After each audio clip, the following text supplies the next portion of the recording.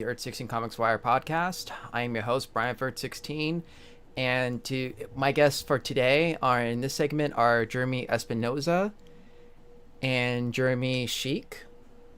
And I'm going to be speaking with them on their comic Hallowed, a dark fantasy novel or a dark fantasy comic, I should say, on mental illness. How you guys doing today? I'm doing well. I'm gonna just do one minor correction right now. My name is Jeremiah, and my partner is also Jeremiah. He goes by Jay. But Oh, yeah, snap.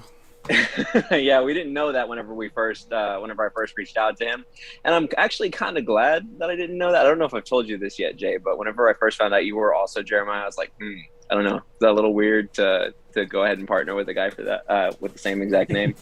But I'm glad that I did. I'm glad I fought that urge because Jay is absolutely killing it. Um, but yeah, I'm I was doing really cool. well. How are you, Jay? I'm doing very well, thank you. I always feel a little schizophrenic when I'm writing emails to you. I'm like, hey, Jeremiah. Well, glad to J have you squared. guys on the show, Jeremiah and Jay. I'll remember that. Yeah, no worries. Really, I did it more for Jay. I'd sit, if it was just me, I'd sit in the interview and let you call me whatever for the entire time. I'm kind of yeah. No Um, worries. If it starts with a J, I've been called it. So Well, it kind of reminds me of my days in college, where in my college club of InterVarsity, like I there was like another Brian, and then sometimes someone would whoever would call our name, we'll look up like, huh, mm, and so we start. I think I remember we would like try to differentiate by calling each other by our last name or something. I think if I remember correctly, it was just funny. is that where the Earth 16 distinction came in? The Earth 16 distinction, that was I mean, I guess, it was in the deep recesses of my mind, the different Earths and all that. Yeah. Well, so we're going to talk about Hallowed, a dark fantasy comic exploring the horrors of mental illness. And I have to say that I looked at this comic and wow. I mean, everything from the story to the even to the art is just damn, and we all have different yeah, depictions of how we battle our mental illness, but this one is just like, damn, this one really takes the cake, like in the form of a monster. And then, correct me if I'm wrong, you have people in the recesses of the main character's mind. I think his name is Ben Ramos, where they're just witnessing his, people from his past. That is, they're like kind of ghosts from his past, witnessing like his dark inner thoughts and all that, and his battles. Can you tell me more about that? Yeah, so the the story does, like you mentioned, does follow these characters known as vapors that live within the mindscape that Ben has sort of created, called Hallowed North. Um, and a lot of them are people from Ben's past. Some of them are people he's not really let go of. Some serve as reminders of things that he needed to learn for whatever reason. Um, and and they are the direct characters that have to that have to deal with the immediate effects of this personification of depression, this monster that starts to destroy Hallowed North. I guess the best way that I could describe it, if I were to make a comparison to something else that in pop culture, if you've ever seen Pixar's Inside Out, you have these emotions that are walking around inside the brain of the main character Riley. That's pretty much that's pretty much it. Whenever you distill it down to its simplest form. But yeah, these characters come together and they have to work to well, first um, they have to get together, they have to work together to kind of put a stop to what's going on, if that's at all possible. And so this first issue, what we recently brought to Kickstarter, that's kind of setting the stage for all of that to come. The introduction of the monster, the introduction of the world of Hallowed North, and these characters that start off in various places and eventually will all coalesce together. That's amazing.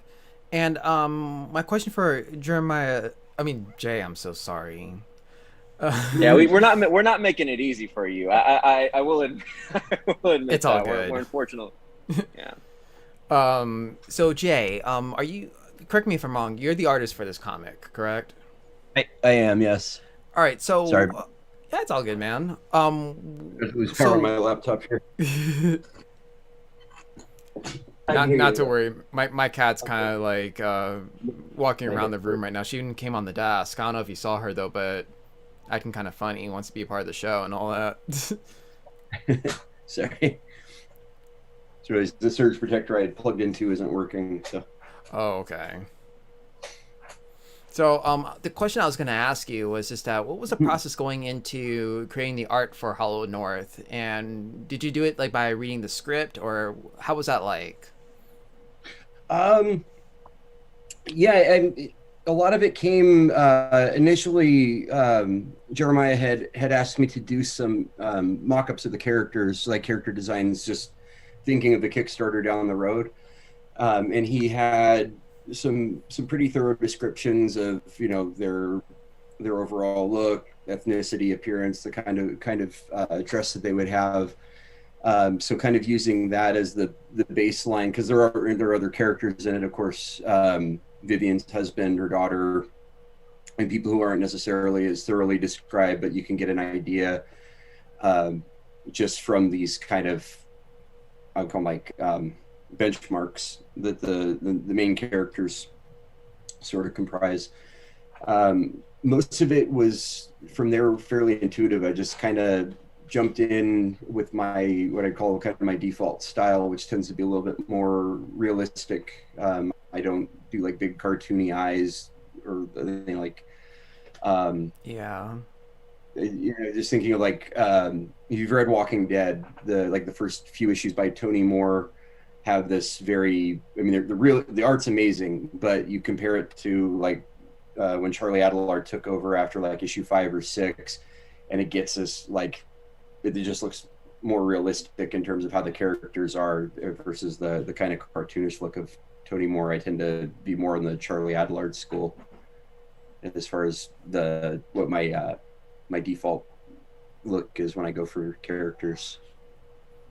Wow. Yeah. It kind of reminds me of Invincible, how it was when the art was first done. I forgot the artist's name though, but then for the first couple issues, but then after Ryan Ottley took over, it looked more realistic, it looked more graphic and kind of like intense. Mm-hmm. With like the detail and everything.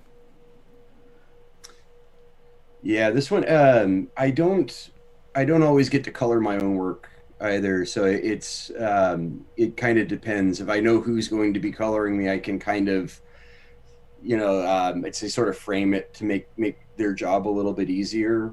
I know for myself going into it, knowing that I was going to be coloring it, I don't always, I'm not always that kind to future me. So past me will do all these shortcuts. Oh yeah, future me can take care of that in colors, and then it's that tends to be where a lot of the detail comes out, either in inks or in colors. But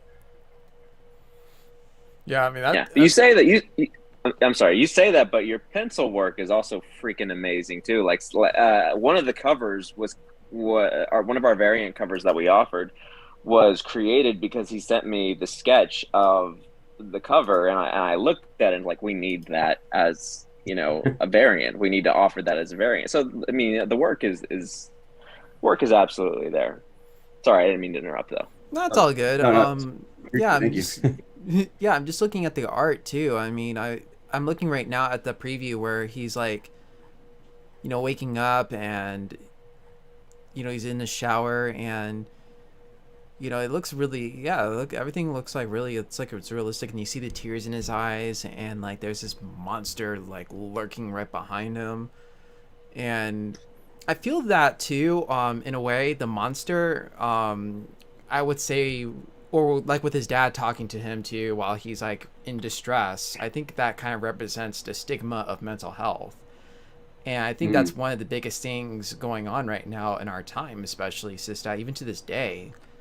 not many people cite mental health as something super serious, and I think it's a real serious thing. I mean, personally, I think so.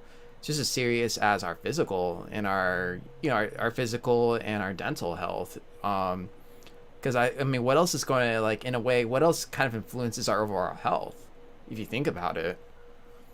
Yeah, and that's definitely something that I wanted to depict throughout the story altogether. So yeah, you'll have somebody saying, mention, oh, why don't you just get some fresh air or go out in the sun for a little bit? And in another issue Mm-hmm. down the line, there's a line that somebody says, like, I can't remember who it is, but when they're actually talking about how to deal with the monster, one of the characters says, we're in your brain. Can't you just make it go away? It's all these arguments that you constantly hear about mental illness that kind of trivialize it and make it feel like it's, they put that burden onto the person who's currently experiencing it. And the whole Yes. goal with Hallowed North is to show that these people are in deep, they're in deep whenever they're dealing with this stuff, and they're going through something severe, and it if they're not, if they can't necessarily get, if they can't get support, which is what you always want, you want somebody to be willing to offer support. At the very least, what should be offered is an understanding or an effort to understand. So that's the goal with it, to kind of show that. Yeah, and like it also reminds me too of the fact that there's also toxic. Have you ever heard the term toxic positivity? Yeah. Yeah, where people Yeah. try to tell you like, oh, be positive, what I mean? Like you'll get over it, or stuff like, oh, walk it off, kind of, Look on sounds the bright cool. side. Go At ahead. least you don't have needles in your eyes. Or... Yeah. Yeah, or like, at least you have, you have quote unquote this and that, but it's so much deeper than that. And I think people who deal with like mental health issues. I mean, personally, I deal with high functioning autism and coupled with anxiety. You know, like I almost have to remind myself every day that not just that things are going to be okay though, but that I have tools that I can use to convince myself that yes, I have I have family, I have all this support. And I think it's really important that people, I mean, honestly, I think the other reason why there's a stigma, first of all, and I was just thinking about this today too, is just that people are kind of afraid to talk about their battles. That's another thing. It takes a lot of bravery to talk about what it is that is gnawing at people's minds. I mean, whatever it may Right. be. Absolutely. It can be scary And a lot. People will tell you that your condition isn't real. It's like, oh, it's all in your head. You're just lazy. Mhm. I've been painted with the bipolar brush in the past, and more recently diagnosed with ADHD. And Wow. it's you end up being that broken clock that's right twice a day, but nobody wants to acknowledge it. It's if you express something passionately, it's like, oh, you know, just let him calm down. He has ADHD. He'll come around. It's like you might actually have a solid point to make, and it gets the baby gets thrown out with the bathwater, as it were, because Mhm. they're missing your condition, and it can affect your job, all kinds of things. Yeah, and yeah. it can totally jack things up. I mean, it's like you got somehow some way you gotta talk to somebody. Like whether it's a friend or a therapist, because yeah, I mean that can really mess up your perception on life, basically. Yeah. And you gonna say something, Jeremy Yeah. Sorry, I didn't Um, mean to or interrupt. Jeremiah? I keep on no, no, messing no, up no those worries. I actually forgot what I names. was gonna say. No worries. Yeah. No, like I said, we're not making it any easier for you. Working with two I guys know I'm with just killing you, literally the man. exact same name.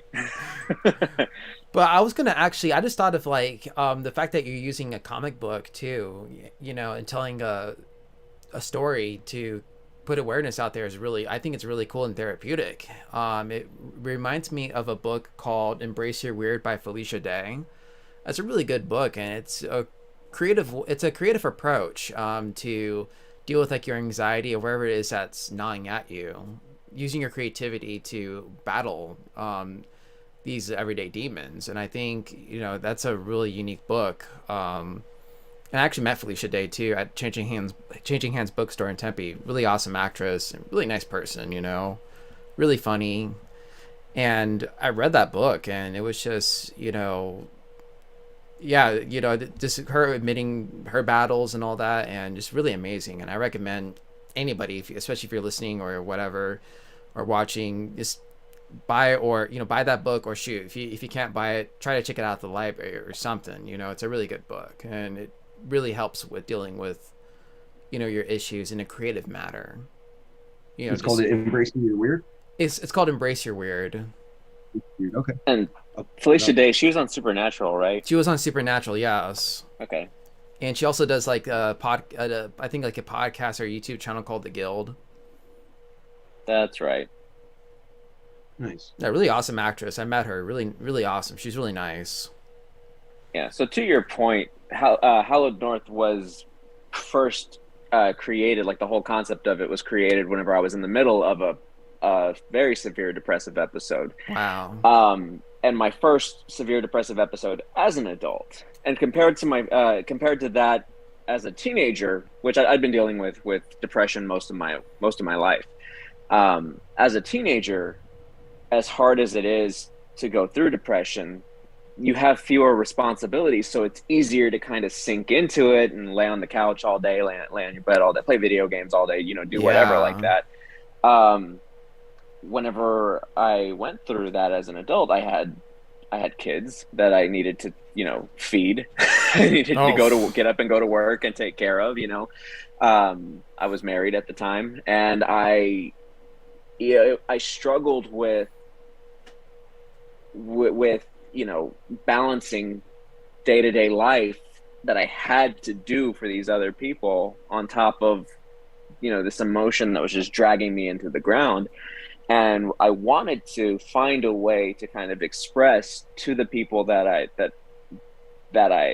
cared about, while also being able to kind of find another form of therapy to get it out of my system, to just say, okay, this is what it is. This is what this is what I'm going through. Because if you don't struggle with mental illness, you don't really know what it's like. And I mean, everybody has days where they're depressed. Everybody has days when they're struggling, but whenever you're really like, just when you're in a depressive episode, or when you're dealing with any number of other conditions, the mind, that's all you have. And when it is turning against you, it's hard to let anything else get through, Well, it's like what what my sister once told me too. She was telling me that a lot of times, especially when you ruminate about stuff, like the mind doesn't know any different. The mind. The funny thing is, like when I heard that, it kind of reminded me of a mind that it kind of told me that our minds in a way can be a time machine sometimes. Just you go back to that one thing, and it's just that you're back there. Yeah. Or like these triggers. The time travel aspect of it, I used to do it quite a lot. I'd get stuck on there's a movie theater I used to go to a lot as a kid, cheap seats. They'd have double features, and it was in danger of being torn down and turned into a Costco parking lot. Oh wow. Whatever reason, this was like 7-8 years ago, triggered something of a midlife crisis. Like I just went full blown, like serious regrets, remembering like past hurts and all this stuff from like the early to mid 90s, and I couldn't shake it out of my head. And my wife she termed it time traveling when I would do that, because there's like these nostalgic, reminiscent kind of moments where you talk about something from the past, but this was me actively trying to, like, in a parallel sense, live in that former version of myself or something. And haven't really done it since, but it was extremely I won't say it's real. It's not like I actually time traveled, but that sense of kind of getting stuck in your own past is that can be pretty horrible. Yeah, absolutely. And then like that's where I kind of felt like the mind knows no different kind of came in. It was just like in what sense, like, yeah, that's pretty true. Yeah. And just like in the present, no less, with the way our brains have evolved to process huge amounts of complex information and create these shortcuts and winnow it down. A lot of what we see, what we think we see with our eyes, or we perceive with our eyes, is actually made up by the brain. It's how you can search all over your house for your car keys and then return to the kitchen table and find them sitting there in the first place that you looked but didn't see them. It's that kind of thing. Yeah, totally. So, I was just gonna ask too, like, what can you tell me about Ben Ramos, the character?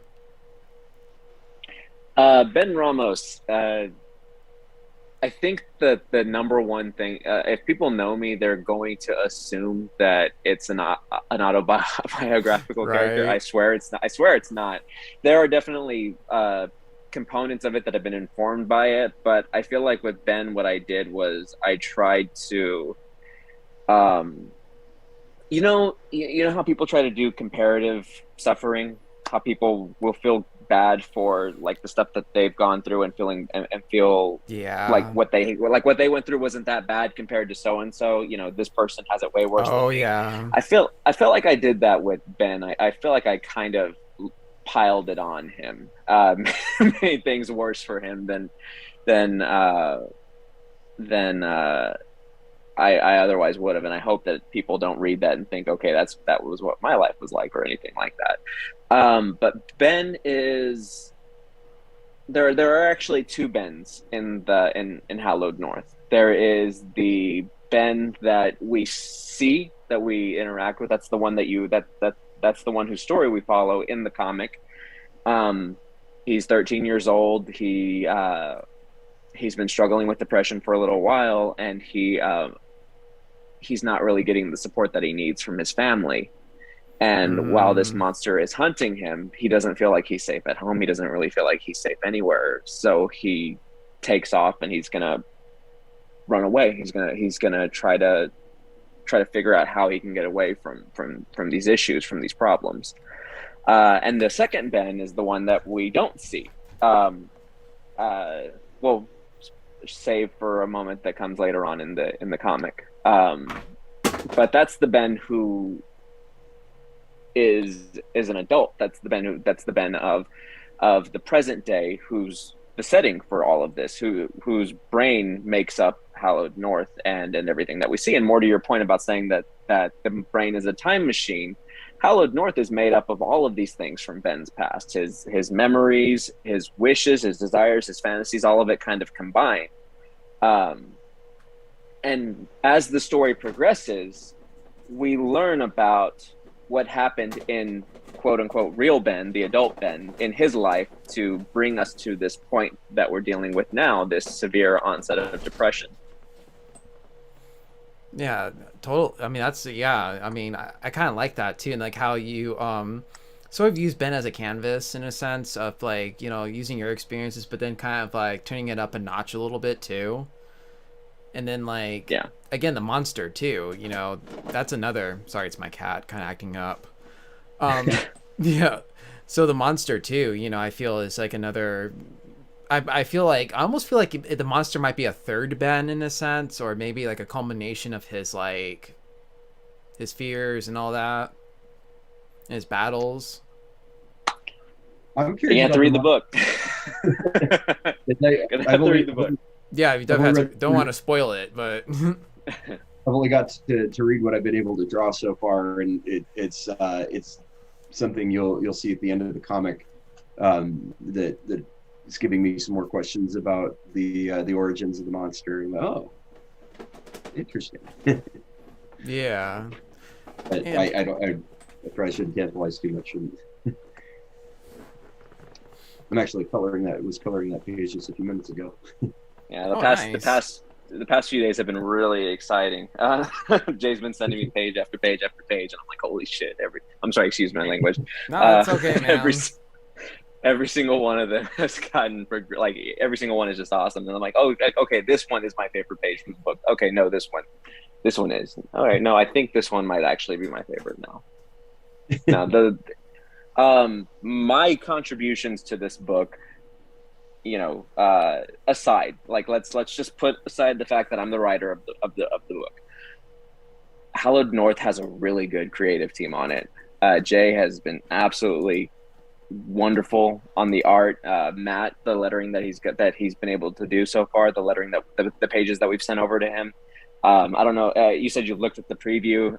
Yep. These two guys have just been phenomenal to work with, and the creations that they've made from the book. It's been unreal being able to see the story come to life, like in this way. I think I might have mentioned to you off air before we started that this is my first like full comic project myself. Yes. Aside from anthology work, seeing it come together like this, I recognize how fortunate I am to be able to have this team on the comic. That's really awesome. And actually, speaking of the team, how did you guys come together? Uh, I scoured Twitter until I could find Twitter, man. find an artist. Yeah, no, Twitter's perfect, right? Yeah. Prior to it, though, I didn't have a whole lot of comic context over the last year, though. Since I started getting kind of involved in it, I've gotten to know a lot of really cool creators. But at the beginning, I was kind of lost as to where to go. So I looked on Fiverr, I looked on Reddit, r/comic book collabs, and I finally found Jay on through a mutual friend on Twitter. Reached out to him after looking through his portfolio and seeing some of his work, and realizing, okay, this is the artist who I need on the book. And I'd seen some work prior from different people who I thought, okay, well, they might be cool, or these, let me bookmark this person and come back to them later. Really talented people. But as soon as I saw Jay's work and I saw his style, I knew he had to be the artist for it. And so I was just hoping that he'd agree to take it on.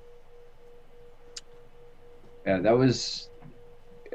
I remember the feeler email on it, and like I mentioned, bipolar is something that's played a part in my life up to the present, and my mom is type 2 bipolar, and that has its own kind of that's a gift that keeps on giving. Jokingly, yeah, it's but it's one of those conditions that I like said I've seen dismissed, or like, oh, get over it, and you see somebody in the throes of it, especially a depressive episode, even a manic one. Wild things happen, and wanting to be a part of something that gives that voice and casts it in the right light and sheds awareness. And I think in this sense too, with it being in the comics medium and it being a horror story, it's more than just getting this like public service announcement of, oh, this is what bipolar disorder is and how it affects people. It's like there's a payoff for the reader too. You're getting, there's entertainment value to it. So you're being rewarded for your time spent, at least considering what this might be like for other people. And yeah, like I can't remember what else I had on my schedule at that time, but seeing the email and finding out more of what it was about, I'm like, yeah, I absolutely have to do this. So it was, I didn't have to really think about it very long at all. It was just rattled off of a, yeah, please tell me more kind of email, and we've kind of gone from there. Yeah, it sounds like a really fun project too, especially since you're dealing with something really, personal, and something that something that you have to live with. I wouldn't say battle, but have to live with every day. And I'm really glad that mental health is getting more attention right now, especially in our time, with this pandemic and with the elections and everything, because I feel that it's starting to flare up a bit. People are starting to understand, like, oh snap, like, I have to go through this too, or I'm not. Actually, I think this is a way of saying that I'm not the only one. Like, I'm not alone, and I think a lot of people forget that they're alone in their quest to find some semblance of normalcy when it comes to dealing with their mental health. And for me, it's like throughout my whole life, I've been having to mask, parts of myself, like, parts of my autism to appear quote unquote normal. And, that takes a lot of energy. It's a lot of energy, and it's burnout. And I feel that with, it's like that with people who, struggle with other stuff too. And, again, this goes back to, finding that one person to talk to, and like not being afraid to seek help, and I think that's one of the things I battled in my early adult life. It's just that, I never thought like, oh, I don't need help, but it's like, it comes to a point where it's like, sometimes you do, and it's okay. Yeah, absolutely. I would sooner, and I put this message out to everybody. I've shared the story of what led me to creating Hallowed North a few times, and even before working on the story at length, I've written a few like little think pieces and things like that about it, and I'll talk to anybody who actually I'll talk to anybody who'll listen about the struggle with mental health, because I've been there. I've been at the deep end of struggling with a depressive episode, and that is something about bipolar type 2, like Jay was mentioning, that when you hear bipolar, for one, people automatically think that your mood swings are like this. Oh yeah, like, it's are like chaotic and erratic, on. back like bouncing off the wall. But that's not necessarily how it is with bipolar type 2. With bipolar type 2, it's categorized by periods of mania, of hypomania, and depression. And my depressive episode that I wrote this, or that I created this in, lasted me almost a year. So it was a really long time. And talking about it now, because it took every ounce of strength to hold on during that time. Talking about it after the fact, I've had people come up to me and say, hey, I really appreciate you being willing to discuss this. And at first I didn't really want to say anything. Growing up, nobody really wants to talk about mental illness. Oh no. And then as a guy, you have additional stigma added to it, because you're supposed to be tough, you're supposed to be manly, you're not supposed to talk about your feelings or your emotions or anything like that. And then you throw Latino machismo BS on top of that too, and it's like literally every single thing is like, oh, they really want you to shut up about anything that doesn't involve you being stabbed. If you're stabbed, that's okay, you can get a beer and you can walk it off, but you can have one tear come out of your eye at that point. But anything else, that's not okay. So it took, like you said, it took energy to not talk about it, but then it also took a lot to finally start opening up about it, until the point that I got comfortable opening up about it. And there have been a few moments where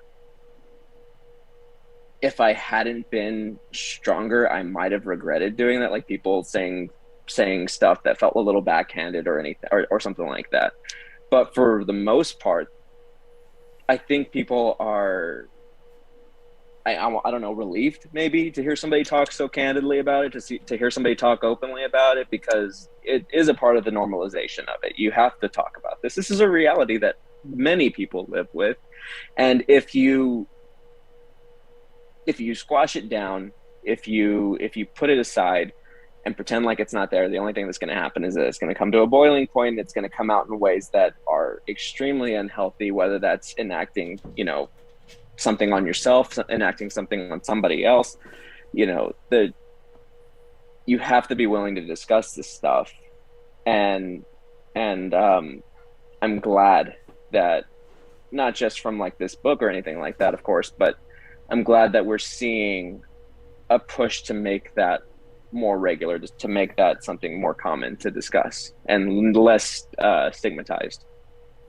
Yeah, absolutely. And I think, one of the things that fuels stigma is like, like you said, like gender, perception of being a man, like being tough as nails, and like, not looking like a wuss in a sense, but it's like actually to talk about things and to actually be vulnerable is more brave, than hiding it, because hiding it is just that's a false, you know, it's a false machismo. I feel like, oh, I'm gonna mask it, you know, but it's just sometimes it's detrimental, you know.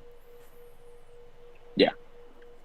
And I think, you know, even when people joke about it too, that's another thing that gets me sometimes. Is just that, you know, they joke about, like, you know, people, what people go through. It's like, you know, it's like, this is not funny, this is real life, man. Like, for some people it is real life. And I mean, you can joke about it in a way that is like, you know, try to cheer someone up though, but then even then you kind of have to, like, it's like a slippery slope. You kind of have to be careful. Right time, know? right place. Yeah, you Right you time, got to right know. place. Don't say something to somebody when they're in the middle of it. You know, choose your words carefully. You want to joke about it later once you've Yeah. taken. When, it's, you know, I'll say it like this: whenever my kid falls, you know, bumps their head on something, it might look funny, and I might want to laugh about it, but I got to make sure that they're okay before I do that. Exactly. My favorite bipolar joke though is I hate being bipolar. It's fucking awesome.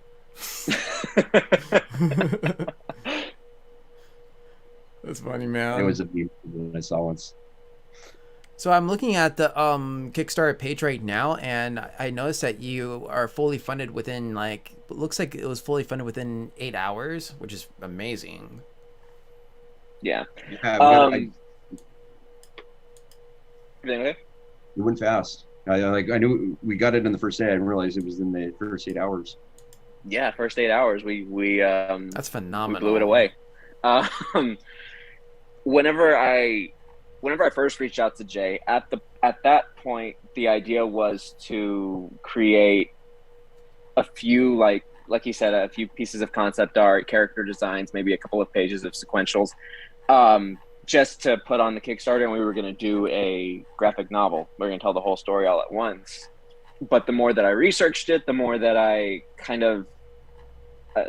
studied other campaigns and things like that. Because I wanted to take my time, and I wanted to make sure that I was giving the book the best chance it possibly could to succeed.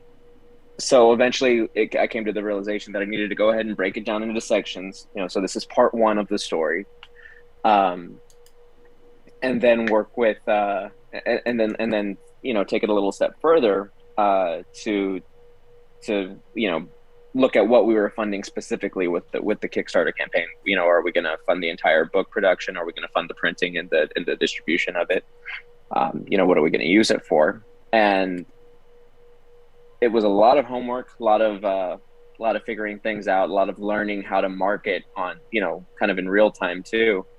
But yeah, we had a really great turnout on day 1. Those first 8 hours, I think the night before we launched, I went to bed thinking, if we can get 30% of our goal, we'll be in great shape for the rest of the campaign. And somebody had mentioned, whenever I tweeted out asking for, you know, advice, okay, first time Kickstarter, you know, what do you recommend? Somebody mentioned, you know, prepare stretch goals, and I didn't disregard it. I wasn't like sarcastic about it or anything, but I was kind of like, oh, that would be nice, you know, if we get to that point. Because I went to bed thinking, you know, we might not even get funded. This might not even be a thing. In fact, I think prior to that launch, I kept referring to Hallowed North number 2, you know, the second one, as, you know, potentially maybe we'll get to make it someday down the road to Jay. Until it absolutely became a reality once we launched and we got the response that we did. Yeah, we met our goal in 8 hours, and then at that point it was like, oh, well, maybe we can hit that first stretch goal, maybe, if we're lucky. And I think we met that in like 2 days later. And then I think halfway through the campaign, Jay said to me, I think we'll land somewhere at around 300%. And at that point, I kind of scoffed at that, thinking, well, that's wishful thinking. No offense, Jay. But I constantly try to set the bar low for me to avoid any potential, you know, disappointment. And I think we cleared that too. I think we ended up at like 358% is where we landed in total. But every other milestone that we set, every goal that we set down the road, I just kept kind of thinking, there's no way we'll hit that. There's no way we'll hit that. There's no way we'll hit that. And we did every single time. Very thankful to our backers, very thankful to everybody, whether they supported us financially or with a, you know, a retweet or a share. It, you know, it was absolutely unexpected, but extremely appreciated. That's awesome. Yeah, I'm really amazed that, you know, it was fully funded too. So congratulations on that. Thank you. Thank you. Yeah, so we're going I think towards. it's Go ahead. I think it speaks to what we talked about earlier. I think it speaks to the fact that people want to have this conversation, and they're looking to find what, you know, they're looking to support something that normalizes that conversation.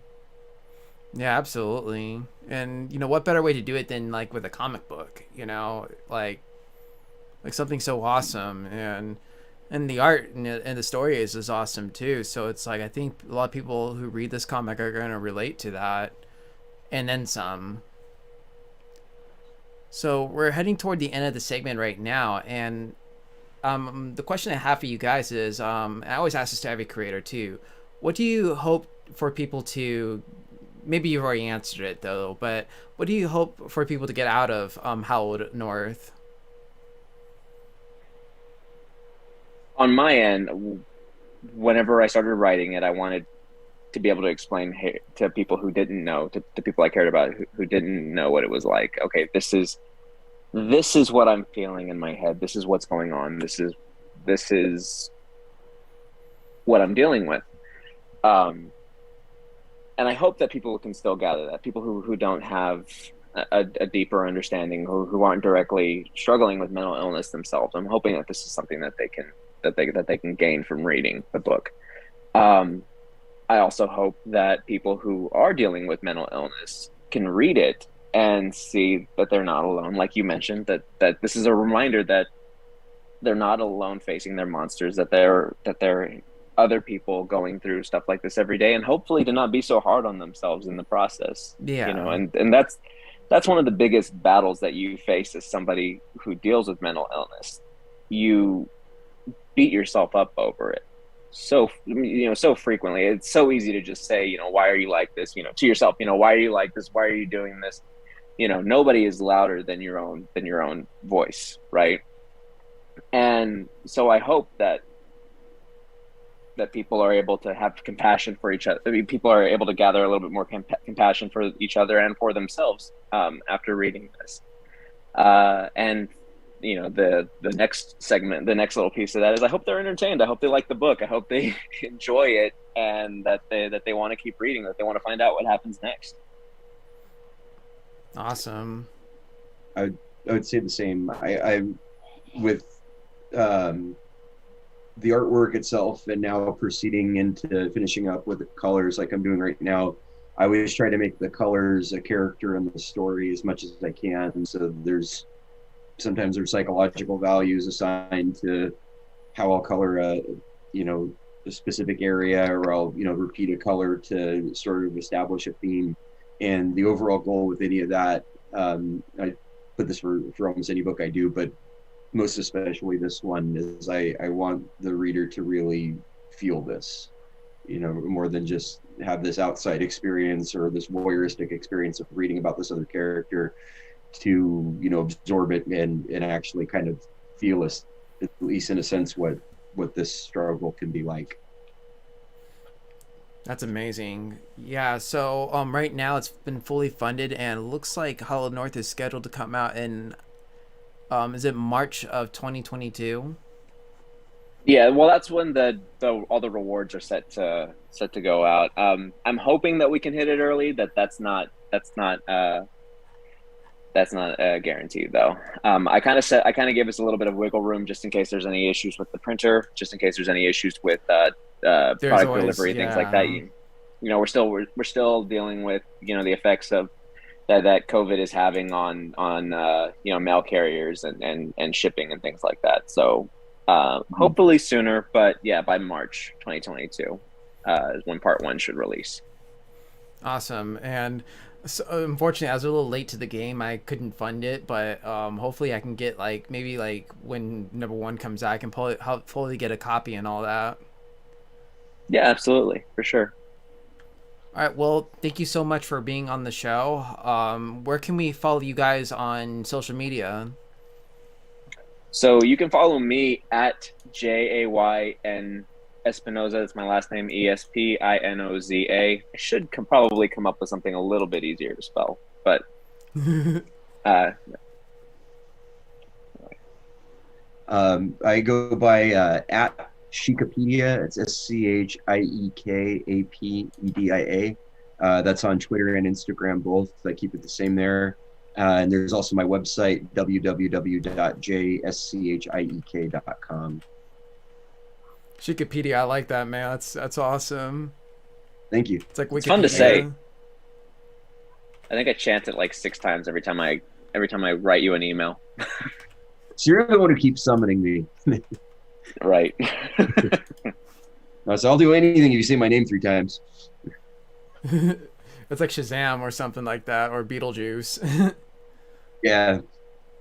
I got it because I was a couple of friends we used to hang out with. We'd be having dinner, conversation, had a couple of drinks, and I would always have some detailed, trivial information on the most unlikely topic. And they branded me with that name, and it stuck. That's awesome, man. Well, thank you so much once more for being on the show. And thank you so much all for listening and for viewing the Artistic Comics Wire podcast with Jay Schiek and Jeremiah Espinoza. So be sure to, so Hallowed North is a comic on Kickstarter. You can check it out at the Kickstarter webpage and through the social medias or social media accounts. And thank you so much for listening. As I always say, stay ever so awesome. This is Brian of Vert 16, and this is Jeremiah Schiek and Jeremiah Espinoza and Jay Schiek signing out. Good night, everyone.